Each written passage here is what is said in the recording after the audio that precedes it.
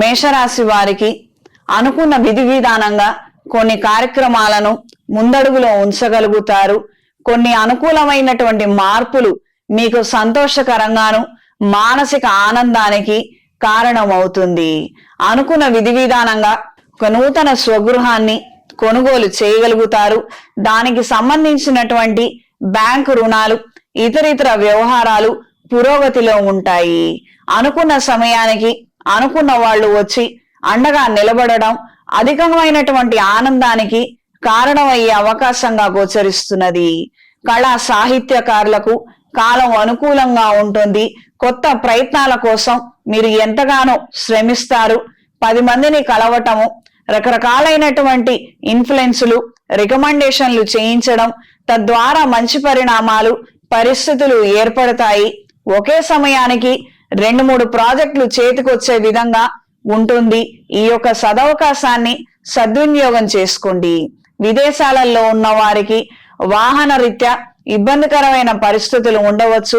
కాస్తంత జాగ్రత్తలు అవసరం. ఉద్యోగ రీత్యా మార్పుల కోసం చేసే ప్రయత్నాలు, కొత్త అవకాశాల కోసం చేసే ప్రయత్నాలు అనుకూల దిశలో ఉంటాయి. వృత్తిరీత్యా లేదా కుటుంబపరమైనటువంటి కొన్ని అంశాల రీత్యా ఊరు మారాలి, ప్రదేశం మారాలి అని మీరు చేసే ప్రయత్నాలు అనుకూలంగా ఉంటాయి. సంతానానికి సంబంధించినటువంటి విషయాలలో ఇబ్బందికరమైన వాతావరణం స్వల్పంగా ఏర్పడే అవకాశం ఉంది. ఏది ఏమైనప్పటికీ మీరు నోరు జారకుండా, కఠినంగా కటువుగా ప్రవర్తించకుండా ఏదైనా సున్నితంగా చెప్పే ప్రయత్నం చేయండి. పిల్లలకి మీకున్నటువంటి అభద్రతా భావం కావచ్చు, లేదా మీకున్నటువంటి ఆలోచనలు కావచ్చు, root cause of the problem ని క్లియర్ గా ఎక్స్ప్లెయిన్ చేయగలిగితేనే అన్ని విధాల శ్రేయస్కరం. ఏదో 2-3 సంవత్సరాల పిల్లవాడు, మనం అరుస్తున్నాము, మనం వివరంగా చెప్తే మాత్రం ఏమర్థమవుతుంది అని మాత్రం మీరు తక్కువగా అంచనా వేయద్దు. 2-3 సంవత్సరాల పిల్లలకి చాలా చక్కగా అర్థమవుతుంది. వాళ్ళకు అర్థమయ్యేలాగా చెప్పలేకపోవటం అది మన అసమర్థత. మనకంత తెలివి లేదన్న విషయం మనం ఒప్పుకోలేక వితండవాదం పెరుగుతోంది ఇక్కడ. అంత మాత్రమే పిల్లలకి వివరంగా చెప్పండి. తద్వారా వాళ్ళు అర్థం చేసుకుంటారు.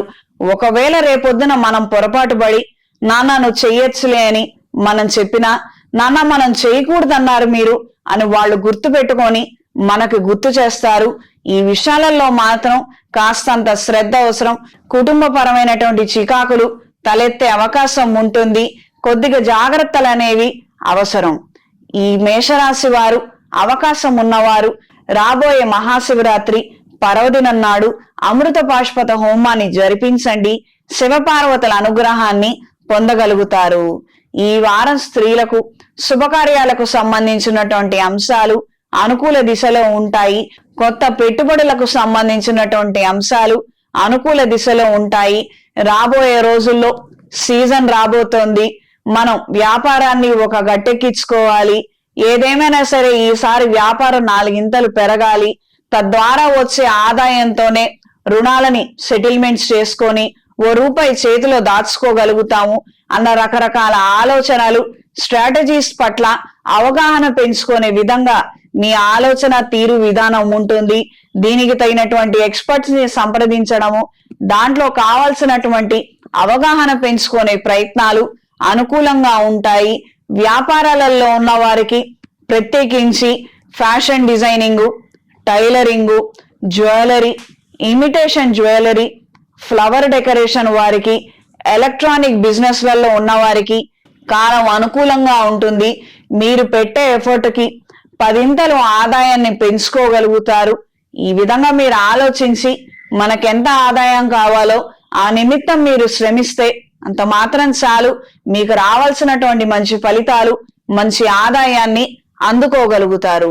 కీలకమైన సందర్భాలలో అయిన వాళ్లతో విభేదాలు ఏర్పడటం, ఏవో కొన్ని అంశాలలో లోటు జరిగిందని చికాకు పెట్టేవాళ్ళు, కావాలని గొడవకి వచ్చే వాళ్ళు ఉంటారు. వీళ్ళ విషయాలలో మాత్రం ఖచ్చితమైనటువంటి శ్రద్ధ అవసరం. ఆ నిమిషానికి ఆ సమసిపోతుంది, మీ కార్యక్రమం గట్టెక్కుతుంది. కానీ ఈ యొక్క వివాదం మాత్రం అలానే కొనసాగే అవకాశం ఉంటుంది. తద్వారా మీరు ఉత్తరుత్తర ఇబ్బంది పడే అవకాశం ఉండొచ్చు. కాబట్టి కాస్తంత జాగ్రత్తలు అవసరం. ఈ వారం మేషరాశి వారికి కలిసొచ్చే రంగు ఆకుపచ్చ, కలిసొచ్చే దిక్కు తూర్పు, కలిసొచ్చే సంఖ్య 5. ప్రతిరోజు ప్రతినిత్యం ఆదిత్య హృదయాన్ని పఠించండి. ఎరుపు ఒత్తులతో అష్టమూలికా తైలంతో రవిగ్రహం దగ్గర దీపారాధన జరిపించండి.